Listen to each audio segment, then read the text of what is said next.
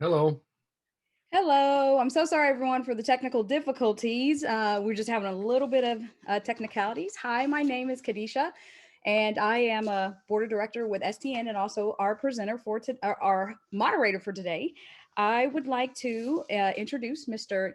John J.J. Murray. John J.J. Murray, an award-winning educator and media professional with 30 years in the video production industry. JJ has worked in 11 small and major markets major market TV stations, as well as taught high school and college media productions. Murray currently manages the Upper Midwest Emmy Awards and freelances as an IATSE union stagehand and AV event tech for concerts and conventions. Thank you, Mr. Murray.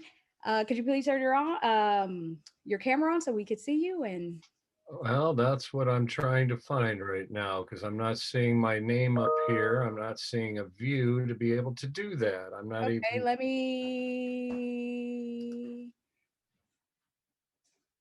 Okay, is that better? there we go. That's better. Now I, There. Okay. Yay! There we are. How you doing? fantastic. And you? I'm doing great. Thank you. I'm so sorry for the technical difficulties. No worries. All right, take it away, sir. Hi, everyone. See if I can see a view to see if I can see anyone, maybe not, but it's nice to be here with everyone. Um, the reason I came up with this is sometimes media educators in our classrooms have media experience. Some are from other departments who then now have to go into other areas and help teach these. And it's, everyone's always asking, how do I grade things? How do I do feedback? Make things stick. So what I'm going to share with you is some things that I've used over the course of the years, not only in education, teaching high school and college media classes, but also I've used in my news departments that I've run. So I'm going to share my screen here. And this first document is really going to be, if you do studio productions, can you grade everybody that works on the studio thing? Sure, absolutely. It's just keeping track of what's going well and where the mistakes are. So at the end of every show, the producer of the show and the director of the show should do a discrepancy report where they list the errors or different things that happen. And then you can keep track of this. So for example, this is what I used in a newsroom. This was for 1 week. I listed the entire staff. Of course, I put their names, but these are their positions. And then as I went through the daily discrepancy reports, I marked where there were just different errors: script formatting, CG format, graphics, a super problem, that's more in the production end of things, factual errors, wrong CG, graphics error, scripting error, grammar, audio, bad shot composition, white balance. So I just basically list the different things that where there may have been hiccups or something went wrong. And then I just keep track of who's doing it. And that way we can address certain issues. Everybody can learn from each other. I do a weekly wrap up of, here are the areas where we saw, higher than normal errors. I mean, 4 scripting errors or grammar errors isn't bad. And when you think of a week-long newsroom that's doing morning shows, noon shows, 5, 6, and 10, and you only have 4 errors, that's not too bad. But still, again, it's something to draw attention to the staff and say, hey, make sure you watch your scripts, make sure everything's correct for the director, the cues, all of that stuff. And it just helps you address things. Does anyone have any questions with this? No, I think we'll save our questions for the end. So if you would Okay. like to continue, and if you do have a question, if you could put it in the chat, we will read a couple for those. Thank you. Sure. So this is how you look at the studio production end of whatever content that you're doing. So let's see. The producer of the show, you can do, I break it out in different areas.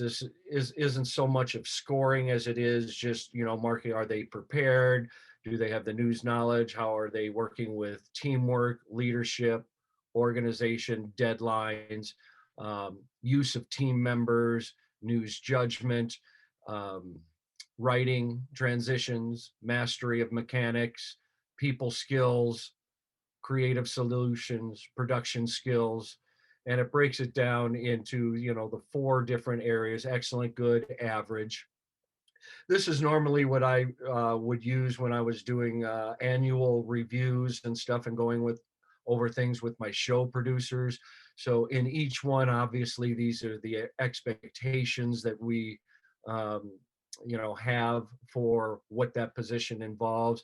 You can do these for directors, you can do these for reporters, however you want to do it. This is just something I did specially just for the show producers because they have to do so much more. I mean, yes, they're writing and scripting and stacking the show, but they have to deal with the talent. They have to go through all the scripts. They have to have that leadership and design the show and all that. So there's a lot more responsibilities. And this was just a nice, easy way to do that. Again, if you have questions, raise your hand at any point. I will be sharing these. Those of you that are interested, I will give you my email address at the end of this. You can email me and I will be happy to link you to my Dropbox where I have all of these documents. You are free to customize these documents however you want because everybody has different expectations. They're working with different level of skill knowledge from those that are just starting out to those who've been in it a year or two, and you can adjust these however you want.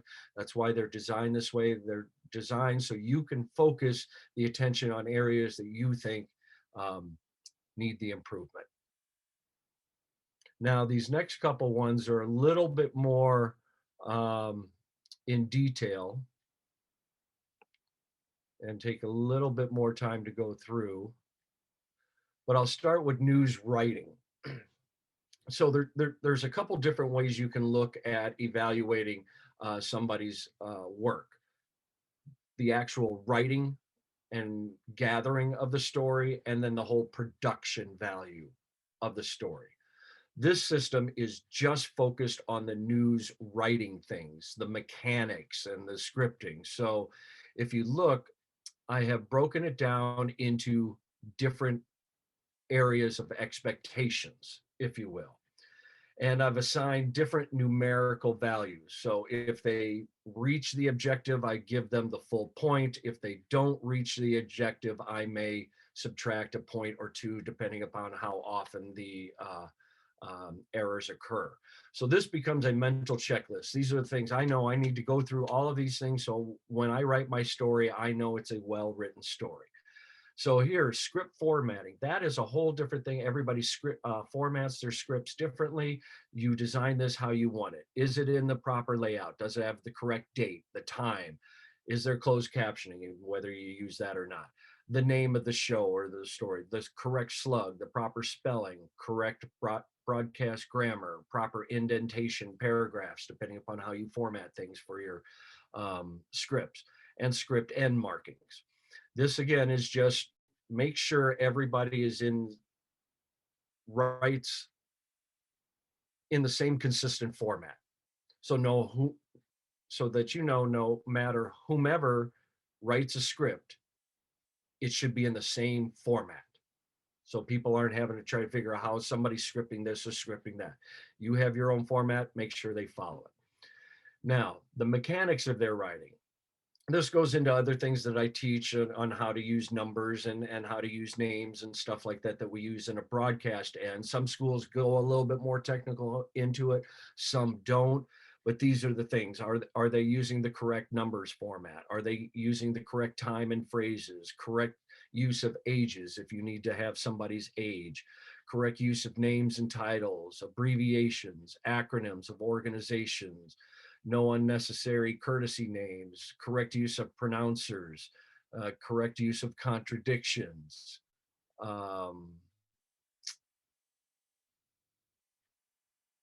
Bring share window to the front. Sorry, I just got an alert. Okay. Not seeing the document. You just see the discrepancy report. Gotcha. Okay. So I know what I need to do. I have to stop.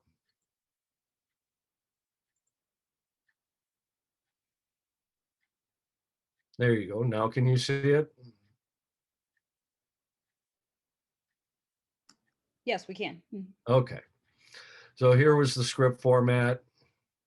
Here's the mechanics. I'll show you the producer evaluation again at the end, so I assume you probably didn't see that. We were talking into the mechanics, the pronouncers, correct use of dates, spelling, etc. The objectivity of the story, no libelous statements. It covers both sides of an issue, no opinion statements, facts are accurate, proper attribution of facts or opinions. This is where I ding a lot of people, especially when I ask them to research it. Tell me how many people have the flu in the state of Minnesota right now. And they could say, well, you know, there's 295 new cases. And then I'll ask them, says who? Well, I got that from the Minnesota Health Department. Great. That's what you need to tell me. You need to say, according to the Minnesota Health Department, we have 295 new cases. You have to attribute where you're getting your information so your audience knows that it is factual and not and or opinion. So, and then there's the writing style, obviously making sure you're covering the who, what, where, when, how, and why, correct use of a hard lead or soft lead, written in conversational active voice, no unnecessary use of the word was. I can virtually eliminate the word was in everybody's passive writing. And it's easy. You go subject, verb, object. Instead of the missing football equipment was found in the locker room by custodians, you could say janitors found the missing equipment in the locker room. Subject, verb, object. Get rid of the word was.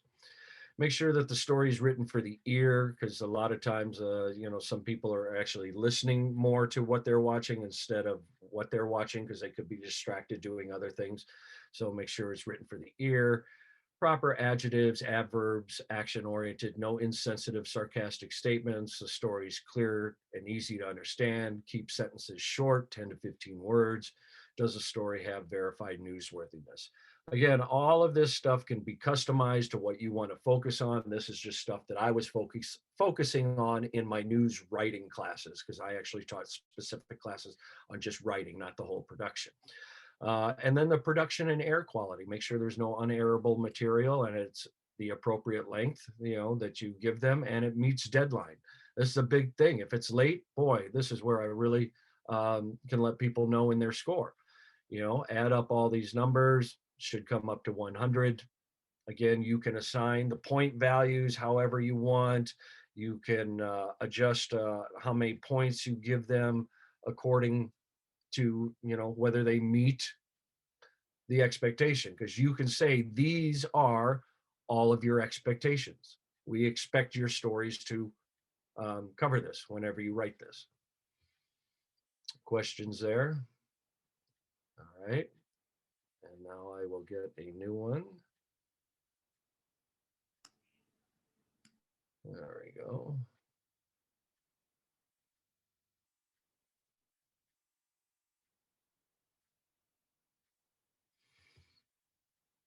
So can everybody see the story objective system? Yes. Good. So this breaks down the whole story within its production value state. Again, this was written more for students that were doing news stories, but it can be customized to however you want to do it. If you're doing sports stuff, you can customize things to the sports end, but it still covers a lot of the same basics. Again, I break it out into 5 different areas: structure and writing, video production, audio production, editing, producing technique, and production and air quality. Again, here are my point values that I assigned. Here's what I can add. So in the structure and writing, I'm looking, do they have an appropriate lead and context? What's the hook? What's the sounder? Why is this story important? Anchor lead. I always had my reporters write some sort of anchor lead that was more than just a 2-sentence throwaway thing for the anchors to just toss to the reporter. I had them set up the story with facts, figures, something like that. I gave it an extra 20, 30 seconds in the intro. So the anchors had some meat. That was just one of my expectations. If you don't need it, don't use it. That's fine. I just wanted to let you know why that was in there and what I used it for. Same thing with the anchor tag. Make sure there's useful information instead of just, is there more, to get more on the story, go to our website. Correct spelling and grammar, correct script format, commands, no questions unanswered in the content. So uh, basically, they're giving me all the information that I want to know. Um, and you'll see that in comments in a lot of stories when you watch your news feeds. People say, well, what about this information? Why wasn't this in the story? That's what I mean. If you still have a question after reading a story, that's what that means. Evidence of pre-planning and research. This is where, I always ask my folks, to research something about your topic. Tell me something that I don't already know. Don't just regurgitate what's on a news release or whatever the official is telling me. Make sure I verify it and do that sort of thing. Dialectical structure, if the story warrants, is there a contrast, resolution, is there a balance on both sides of an issue, whatnot. And credible interview with official and person. I see a lot of single source stories, and it's usually one official story. Officials are nice, but your stories always affect people. So your people should be your focus. Your officials are there just to add um, uh, credibility and factual information. A lot of times I spend more time interviewing the officials so I can get the facts and figures and information about my story that I use in my writing, and I throw in a short soundbite. But I won't do as much of a long interview with the subject of the person, but I will use more of them because the story is about how this affects that person. So that's how I pushed folks to make sure if you're going to interview a coach, interview a player, because whatever's happening with the team affects the players. Try to always tell your stories through the person in which it affects.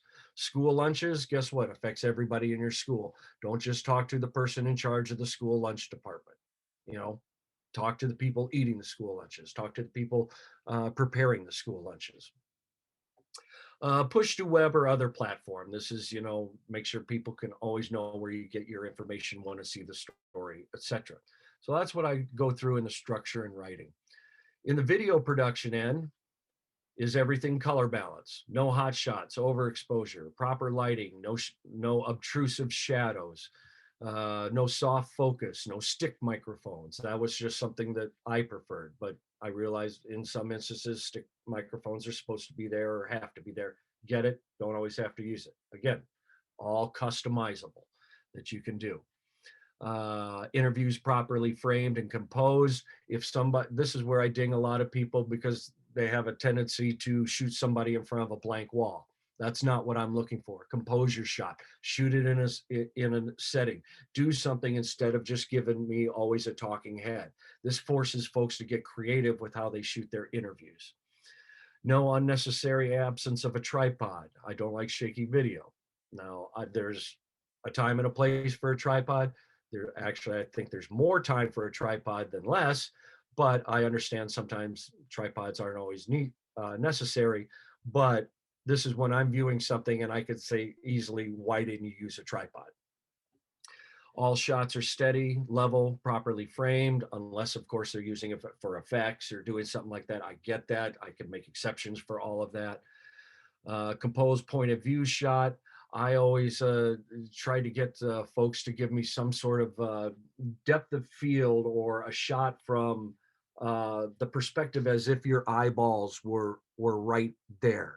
This is on my checklist, so I get folks to start thinking creatively about the types of shots, and just get one or two in a piece, and I'm happy. No unnecessary pans or zooms. Everybody's panning, everybody's zooming. I get it, and sometimes it's used for effect. I get it if it works, but sometimes it's just not. Or, the reason for a pan is to draw your attention to something, whether it's up or draw it down, or you're taking me from here to here. I have some people, I've seen videos where people get halfway through a zoom and it cuts to another shot and the zoom isn't even complete. So this is where I get people thinking about pans and zooms. Is the camera close enough to the subject or the action? I'm very much a fan of getting the camera close to people and not shooting everything from one shot in a room and zooming in to get everything, because obviously the more you zoom in, the more it's going to bounce. That way I like to get the camera closer to the action. Creative attempts, lighting, angles, height, just what I'm thinking about, not shooting everything at tripod level. Sometimes you can go up high, sometimes you can go up low, sometimes you can use depth of field. Just don't overuse things. Everything has a time and a place, and I look at the context. Have a nice, effective establishing shots, effective close-ups. Not a, folks do not shoot a lot of good close-ups, and I don't know why. Close-ups are king. Close-ups, that's where the viewer is just right there. It's so lots of close-ups, effectively shot sequences. I don't always use this, but this is field use of macro, newspapers, documents. That's where, you have the wide shot, but then you get a nice little tight shot. More of that is in the editing nowadays. A long time ago, and actually, I've been working off this for decades. We had to shoot everything really close, and then we had to use the micro end of the lens and stuff like that. So I got people thinking about that. On the audio side, make sure there's no buzz, no hum, no static. Proper voice track level, the levels between voice and natural sound and music and all that can be very mushy. This is where I get people to make sure you're focusing on that. Work on your blending between your audio. So, if your background audio or your nats is really low here, but on your next shot it jumps up here, work on the blending and all of that. Clean that sound, not mushy. Uh, what I mean by this is get the microphone close to what is making the sound, so you get that clean, crisp sound of it actually closed up. Because if you're just using that sound from far away, it's not going to be as good, and it's just going to be mushy. So again, get that microphone close to what you want for the nat sound. Consistent audio levels throughout. This is your blending and making sure that your levels are the same. And music isn't drowning out the voice, or the voice isn't way up here and I can't hear the music. So um, editing, producing technique.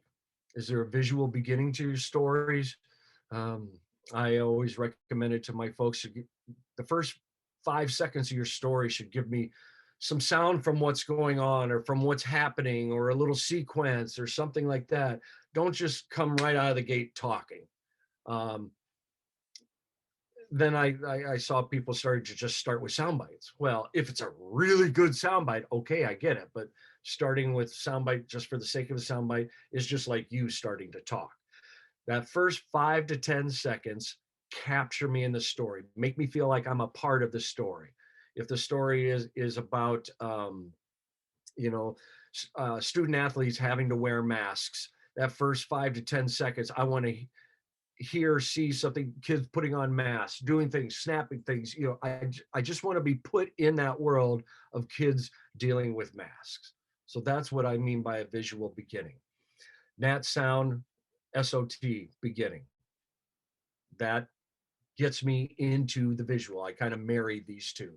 Give me something so I feel like I'm at that story and not watching it from afar. Are there all clean edits? No flash frames, no jump cuts, clean sequences, no unnecessary pans or zooms. Look at this. This is where I can double ding some folks, okay? Because, again, if it's not necessary, you don't need it. And it can also be, the pan in the video production end, you could say, well, you did a pan, it was good, you focused on that, but it was shaky going up. Whereas on the other end here in the editing, you could use that if they edit out in the middle of a pan or something like that. So effective storytelling, is there a beginning, a middle, and end? Proper access line. This is that line of where you try to shoot everything from the one side, so you're not getting things butted back together unless you're doing things for effect. Static shots at minimum length. I try to tell folks, 3 seconds is a good length for a shot. Sometimes you need it more, sometimes you need it less, but some folks just sit on shots for 10, 15, 20 seconds, not happening. You know, if you have to cover 15 seconds of something, give me 5 3-second shots that maybe bring me wide, middle, tight, and then back out in that same time length than sitting on one shot the whole time. Narration or shot overlaps, visual, cut, insert, edits. This is using video. It's kind of like foreshadowing where you hear the sound come in before you actually see the picture or vice versa. So that's what that is. No back-to-back medium and wide shots. This is to get people to focus on close-ups, because if you get to a close-up, you can go anywhere. You know, but if you're in a medium shot, you cut to a medium shot, it's going to look like a bunch of jump cutted medium shots. So I'm getting people to think wide, medium, tight, super tight, you know, and create visual sequences. Video cut to narration, AV linkage. This is, if you're saying something in your story, I should be seeing something about it. If you're talking about the hallways, I don't want to see a classroom. So to make sure that the AV, the audio, you know, what you're saying is matching the video for that AV linkage, because the viewers, for the most part, will if they have to fight between what they see and what they hear, what they see is going to win. You know, because especially when it comes to writing text and doing that, if your text is one thing on the screen and the anchor is saying something else, you've got a battle. And right now the people are trying to read what everything is saying and they're not paying attention to what the anchor is reading. So you have to make sure what you're saying on the screen or showing on the screen is matching what whomever is talking behind it. Nat sound bridges. I'm a big fan of Nat sound. You know, voice track, soundbite, voice track, soundbite, voice track, soundbite. Boring. Give me some sound. I want to hear from the event. I want to hear things make sound. Get them to think about Nat sound. And the effective Nat SOT narration mix. Again, this is coming from the audio end, but also in the editing end and working with blending and making sure everything is good. And then your production and air quality, make sure there's no unairable material and it's appropriate length, or you could just, you know, put meets deadline, you know. This is assuming there's a deadline. I used to have to put deadline in here, but my staff got so good that if anybody missed deadline, it was because of an urgent breaking news, and it was forgiven. You know, this is, you know, I didn't have that problem anymore, but I used to put deadline in here big time. So anytime anything was late, they take a big hit, 10 points, 15 points. It could be a half letter grade or a full letter grade, just making deadline. It all depends on what you want to do. And I'm going to stop that, and I'm going to quickly show you. I gotta get back to my screen share. This is that producer evaluation that I had gone through before. So producer performance, preparation, news knowledge, teamwork, leadership, organization, use of team members, news judgment, writing transitions, mastery, mechanics, people skills, etc.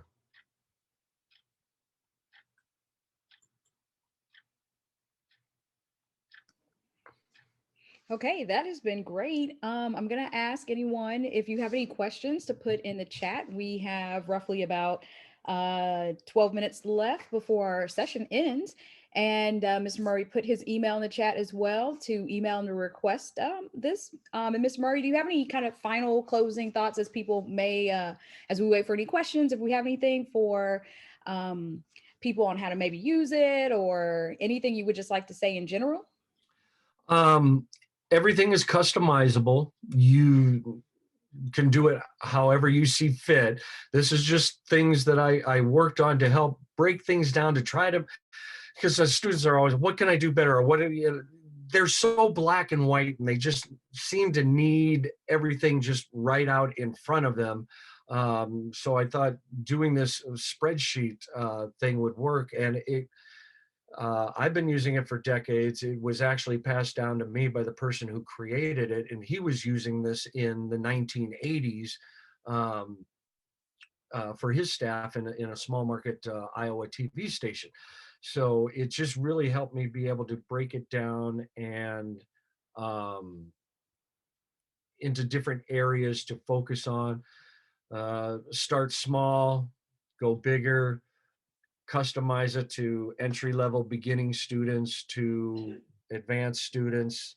You can, so I just hope it helps because I remember, I only taught 1 year of high school, so I don't pretend to be an expert at it. And I love all of you that have been doing this for so long. But I was a media person coming into a classroom, and I got bombarded with, well, what's your rubrics system of grading? And well, first of all, I had to learn what a rubric system of grading was.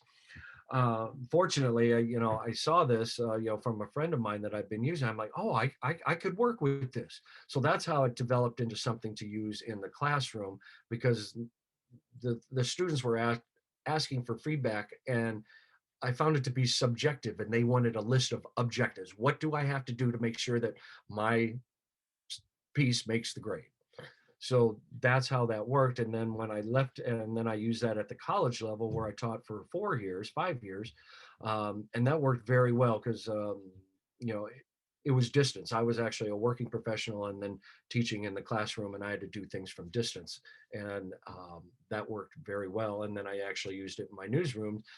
But I only used it on the new people. I didn't use it on the people that have been there 10, 15, 20 years, unless they had issues and they were on a performance evaluation program. And then this was something that could be documented and used and put in employee files and stuff like that.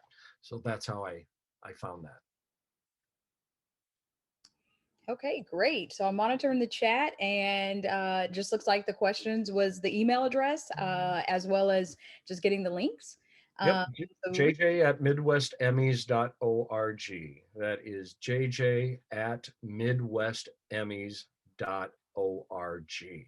Now, the question I have for any of the educators, because I can't see anybody, um, what are the issues or things that you have trouble grading with, and how could something like this help you?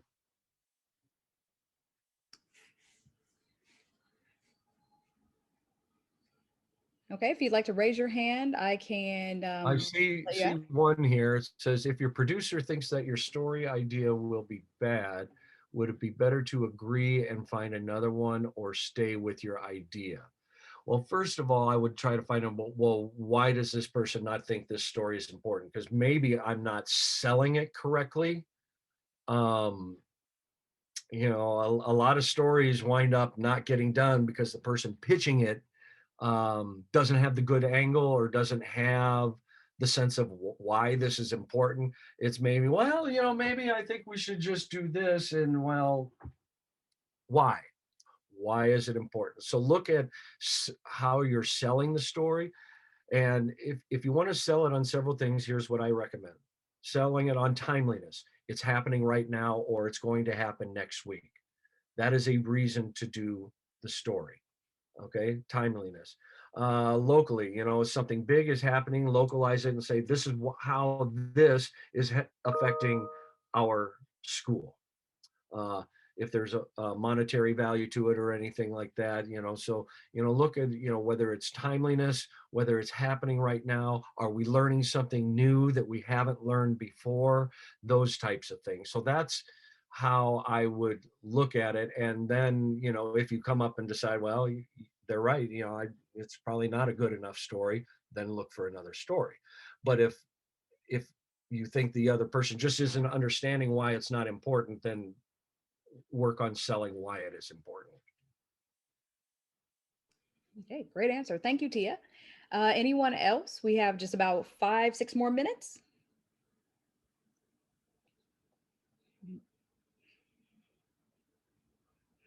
Well, I definitely, at least on the teacher's behalf, would like to thank you for the session. I know it's hard to try to organize and everything. This made it more concise and simple. I've been teaching film and video for 10 years, and I haven't even seen a system as in depth and easy to use. So I myself will be emailing for the links because I think that I could be a little bit more organized in our productions. Uh, Um, if we've got a few minutes, I have a video queued up down here. If you want, I could play a video and then we could do the story evaluation and see what you think to see how it works. Would you like to do that? sure, we've got about 5 more minutes. Will we have time for it, or at least a little bit of it? Yes. Okay, great, sure. Let me, I gotta share screen. There we go.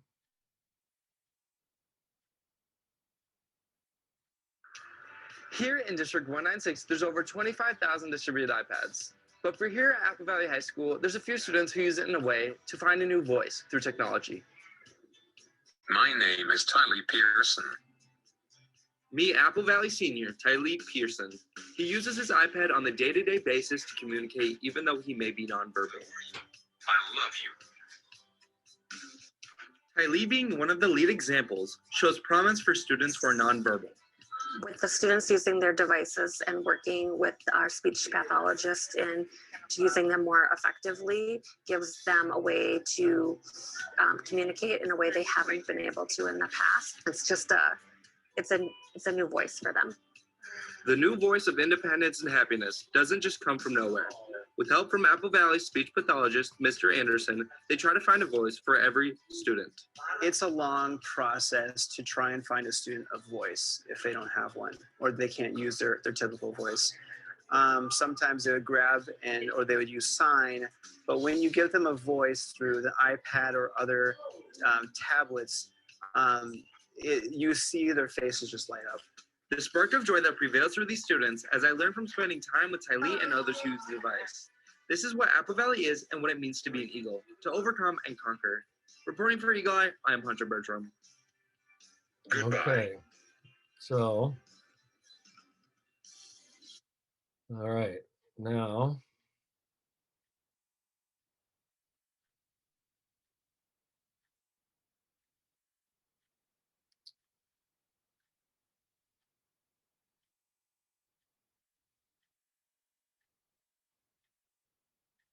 oh, that's not the one that I want to use. There we go. So, while we're scoring this, I'm going to assume some of these things here. I'm going to assume the anchor lead was fine. They did something context. I'm just going to assume that the scripting.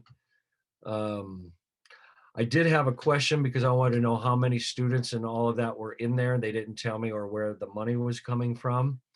And then I would probably I would ding them on the evidence of pre-planning and research because I think it was just superficial off the top. They could have gotten more information on that. Dialectical structure, that's fine. Credible interview with official in person. They had the official, but they did not talk to a student or have a student's interpreter or have a student touch something and hear the machine. We really needed to hear from the kids. I mean, this story is about the kid. I mean, he personalized it and gave us, the name, and we could see the student, but we never got that chance to feel that interactivity. Did they push to the web? They may have done something at the end. I'd give them that. So 15 out of 18 there. In the production end, I don't remember any color balance issues. I don't remember any lighting, any shadows. Soft focus, yes, there was some soft focus. I did not see any stick microphones or things that looked out of frame. Interviews properly framed and composed. No, I thought they were actually kind of boring. Yes, there was unnecessary use of tripod. It was on the second shot, in fact, when they had a over-the-shoulder shot of an iPad. And so there were some areas where they needed it. So not all the shots were steadies. Composed point of view shot.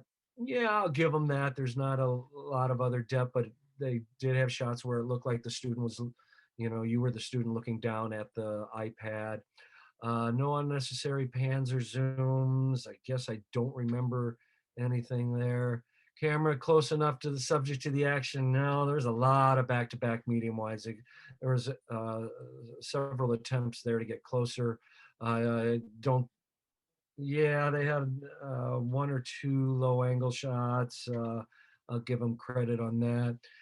And like, obviously, if I'm grading this, I take a little bit more time. I'm trying to rush through this so we don't go over time. Effective establishing shot. Needed nat sound. Here's something. I'd still give them one. Close up, I'll give them 1 out of 2. Shot sequences. No, there was ample opportunity to do sequences. They didn't need to use the macro. Audio seemed fine there, fine there. They didn't use any nat sound at all.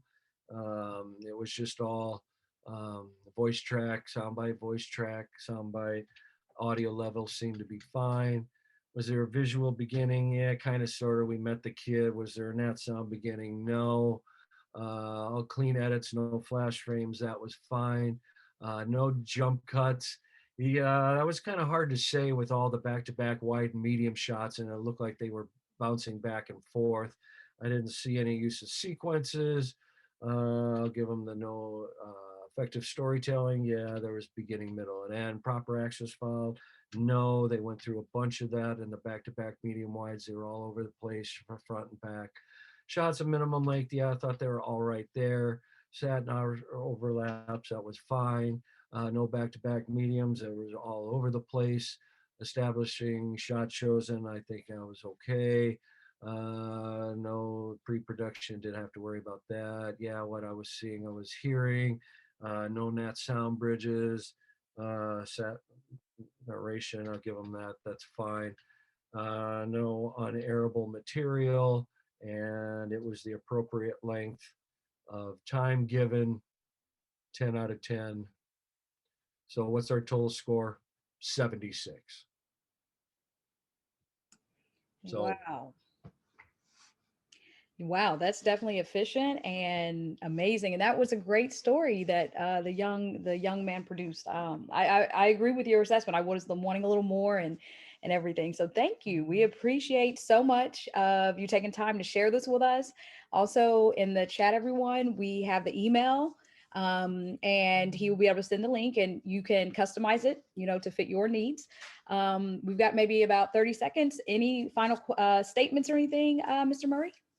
no, I just appreciate everything that all of you do. Hope you all get back to the classrooms as safely as possible. You're in my thoughts, you're in my prayers. I just cherish what all of you do, and I wish you all of the best. Okay, thank you so much for your time, and I'll see you a little bit later. All right, thanks. Okay, take care.